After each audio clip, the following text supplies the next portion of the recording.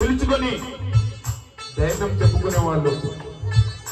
సాయి గారు భయ్యా కహా హై, సాయి గారు భయ్యా దోస్తుని ఎలా ఏదంటే పిలుచుకున్నారో మరి సాయి గారు కూడా బుల్లెట్ రాజన్నను అలాగా పిలుచుకునే వాళ్ళు. భయ్యా భయ్యా అని పిలుచుకొని తనకేందో ధైర్యం చెప్పుకునే వాళ్ళు. ఓ డాడీ నిన్నెట్లా మరిచి ఉందో మయ్యా మేము, ఓ డాడీ నిన్నెట్లా మరిచి ఉందో మయ్యా మేము, ఓ భయ్యా నిన్ను మేము ఎట్లా మరిచి ఉందో మయ్యా, ఓ మయ్యా నిన్ను మేము ఎంత మరిచి ఉందో మయ్యా, ఇంతల్లో కదులుతున్నావు భయ్యా భయ్యా భయ్యా, కన్న కొడుకుల మరచి పోదివా ఓ భయ్యా, కన్న కొడుకుల మరిచి పోతివా ఓ మయ్యా, మమ్మ విడిచి వెళ్ళి పోదివా ఓ భయ్యా,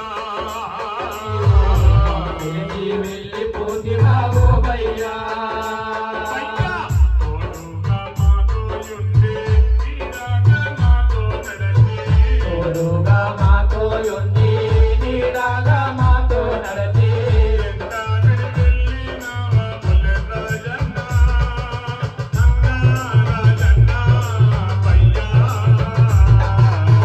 బహుదూరం వెళ్ళి పోతివా ఓ భయ్యా, బహుదూరా వెళ్ళి పోతివా ఓ మయ్యా. బుల్లెట్ రాజన్న గారి ఆత్మ శాంతికి.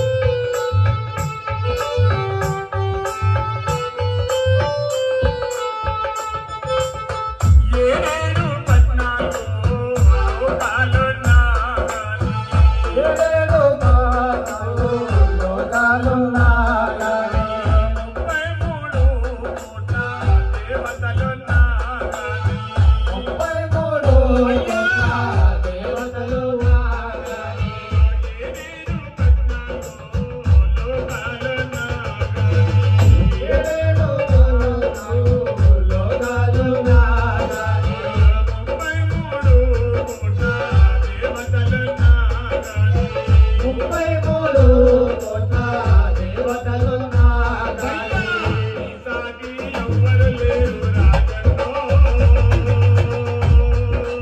అన్నా భయ్యా భయ్యా, మమ్మిడిచి వెళ్ళిపోతివి ఓ డాడీ, మమ్మిడిచి వెళ్ళిపోతివే ఓ డాడీ, ఆదరించే వారు ఎవ్వరు ఓ డాడీ, ఆదరించి వారు ఎవ్వరు ఓ డాడీ. ఆడబిడ్డలు ప్రతి ఇంట్లో ఆడబిడ్డలు పుట్టింటి మేలు, పెళ్ళైతే అత్తగారింట్లో ఉండి తల్లిగారింటి మేలు సంవత్సరం పొద్దు అక్కడ భగవంతుడితో వేడుకుంటా ఉంటారు అత్తగారింట్లో ఉంటే. మరి ఇక్కడ ఉంటే భగవంతుని వేడుకుంటా ఉంటారు సంవత్సరం పొద్దు, నా ఓళ్ళు తెల్లంగా ఉండాలని చెప్పేసి.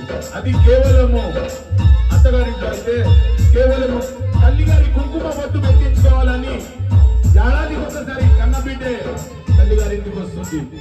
అది కేవలము రాఖీల పండగ రోజు.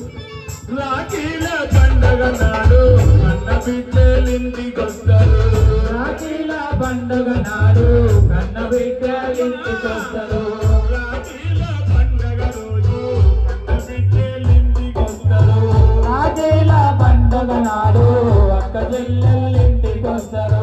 చూడబుట్టిన అక్క చెల్లెళ్ళు కూడా రాఖీల పండగ రోజు నా ఓళ్ళు తెల్లంగా ఉండాలని చెప్పేసి అత్తగారింట్లో ఉండి మేలు కోరుతా ఉంటుంది అక్క చెల్లెళ్ళు.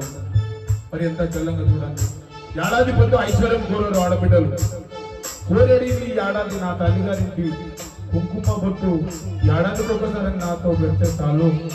ఎందుకంటే నన్ను తల్లిగారింట్లో పచ్చని పందింట్లో పెళ్లి చేసి ముత్తైదుతనముతో అత్తగారింటికి సాగనంపినారు. ముత్తైదుతనము కలకాలం చల్లంగా ఉండాలని చెప్పేసి అక్కడ భగవంతుడితో వేడుకుంటూ సంవత్సరం పొద్దు మేలుకొస్తా ఉంటుంది ఆడబిడ్డ. రాఖీల పండగ నాడు అక్క చెల్లెళ్ళింటికొస్తారు. రాఖీల పండగ నాడు అక్క చెల్లెళ్ళింటికొస్తారు. మా తమ్మునికి రాఖీ కడదనని నిన్నేమో ఎదురు చూస్తారు. నాన్నకి రాఖీ కడదనని నిన్నేమో ఎదురు చూస్తారు. మాయన్నకు రాఖీ కడదనని నిన్నేమో ఎదురు చూస్తారు. మాయన్నకు రాఖీ కడదనని నిన్నేమో ఎదురు చూస్తారు. రాఖీ కట్టే రుణము తీరినావు భయ్యా భయ్యా డాడీ. రాఖీ ఎవరికి కడదు భయ్యా ఓ డాడీ. రాఖీ ఎవరికి కడదు భయ్యా ఓ డాడీ. రాఖీ ఎవరికి కడదు భయ్యా మా డాడీ. రాఖీ ఎవరికి కడదు భయ్యా మా డాడీ. పచ్చనైన పందిరిలోన గాయత్రమ్మను పెళ్ళాడాము. పచ్చనైన పందిరిలోన గాయత్రమ్మను పెళ్ళాడాము. చేతిలోన చెయ్యి వేసి సర్వస్వమన్నావయ్యా. చేతిలోన చెయ్యి వేసి సర్వస్వమన్నావయ్యా. చేతిలోన చెయ్యి వేసి 7 అడుగులు నడిచావయ్యా. చేతిలోన చెయ్యి వేసి 7 అడుగులు నడిచావయ్యా. ఆ పచ్చని పందిట్లో గాయత్రమ్మను పెండ్లాడి మరి సంవత్సరం పొద్దు కలకాలం కలదాంగా ఉంటానని మాట ఇచ్చిన బుల్లెట్ రాజన్న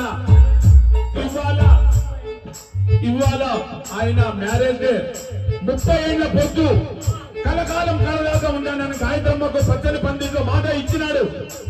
ఆ భగవంతుడు మన ఓర్వకనా ఆ 30 ఏళ్ల పెళ్లి రోజు చేసుకోకనా బిడ్డలతోటి ఆ ప్రేమలు పంచుకోకనా మరి వాళ్ళ ప్రేమను బిడ్డలకు కొడుకుల ప్రేమను పంచుకోకి మరి ఆ తాళి కట్టిన మరి ప్రేమ సందర్భాలన భగవంతుడు ఓర్వక మరి గాయత్రమ్మకు ఈ విధంగా ఎలా చేసిండు.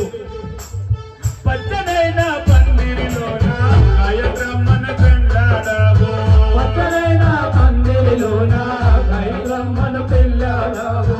చేతిలోన చెయ్యి వేసి సర్వస్వమన్నావయ్యా. చేతిలోన చెయ్యి వేసి సర్వస్వమన్నావయ్యా. చేతిలోన చెయ్యి వేసి 7 అడుగులు నడిచావయ్యా. చేతిలోన చెయ్యి వేసి 7 అడుగులు నడిచావయ్యా.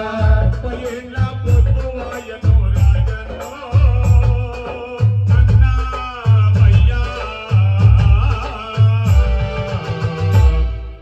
ఆ భగవంతుడితో చెప్పుకుంటున్నావా భయ్యా రాజన్న 30 ఏళ్ల పెళ్లి రోజు నువ్వు జరుపుకోక ఆ భగవంతుడితో నువ్వు జరుపుకోవాలని వెళ్ళిపోతివా అని చెప్పేసి మరి భార్య కన్నపిల్లలు మరి ఏ విధంగా తండ్రిని వేడుకుంటున్నారంటే 30 ఏళ్ల పొద్దు ఆయే మాతో నీ ప్రేమ